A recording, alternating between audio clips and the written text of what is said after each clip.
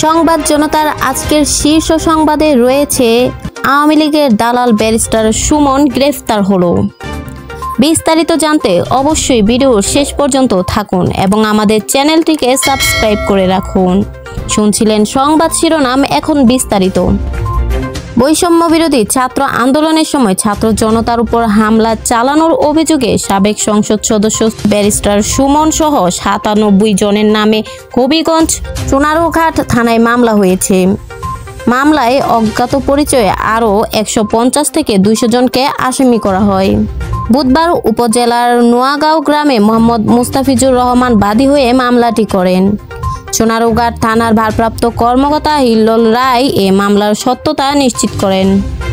মামলার এজাহার সূত্রে জানা গেছে, গত 16 জুলাই বৈষম্য বিরোধী ছাত্র আন্দোলনের শিক্ষার্থী ও জনতা ঢাকা সিলেট মহাসড়কে শায়েস্তাগঞ্জ নতুন ব্রিজ গুলচত্বর এলাকায় জড়ো হন। এ বিক্ষোভ চলাকালে ওই দিন বিকেলে 4:30টার দিকে হবিগঞ্জ 4 আসনের সাবেক সংসদ সদস্য সায়েদুল হক ওরফে ব্যারিস্টার সুমনের নির্দেশ একদল লোক আন্দোলনকারীদের উপর হামলা চালান।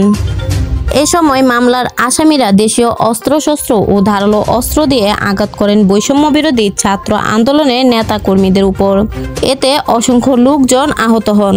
মামলার এজাহারে আরও বলা হয়, এই আন্দোলনের সময় সায়েদুল হকের নির্দেশে আসামি মানিক সরকার তার হাতে থাকা একটি রামদা দিয়ে উপজেলার বরগাঁও গ্রামের অলিউর রহমানকে আঘাত করেন। অপর আসামি কবির মিয়া খন্দকার বাদীকে একটি রড দিয়ে বেধড়ক পেটাতে থাকেন। এতে তিনি গুরুতর আহত হন। পাশাপাশি অন্য আসামিরাও অস্ত্র হাতে আন্দোলনরত ছাত্র জনতাকে বেধড়ক মারধর করেন। এ মামলায় উল্লেখযোগ্য আসামিরা হলেন সোনারঘাট পৌরসভার সাবেক মেয়র সাইফুল আলম, উপজেলার 6টি ইউনিয়ন পরিষদের ইউপি চেয়ারম্যান জাকির হোসেন, রোমন ফরাজি, মানিক সরকার, মুস্তাফিজুর রহমান, ওয়াহেদ আলী ও আব্দুল রহমান, সোনারঘাট উপজেলার আওয়ামী লীগের সভাপতি ও সাবেক পিপিএম আকবর হোসেন, সাধারণ সম্পাদক আনোয়ার আলী, যুগ্ম সম্পাদক সজল দাস, তাঁতি লীগের সভাপতি কবির মিয়া খন্দকার, কাউন্সিলর আব্দুল হান্নান, সাবেক চেয়ারম্যান রজব আলী প্রমুখ। 5 আগস্ট শেখ হাসিনা সরকারের পতনের পর আর খোঁজ মেলেনি ব্যারিস্টার সুমনে। জানা যায় তিনি আমেরিকায় পালিয়েছেন। এখন সেখানেই তিনি আত্মগোপনে আছেন।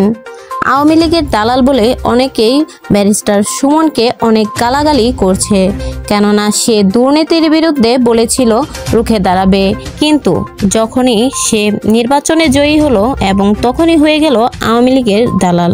সাধারণ জনগণ তার উপর থেকে আস্থা হারিয়েছে এবং তার বিরুদ্ধে সবাই চলে গেছে।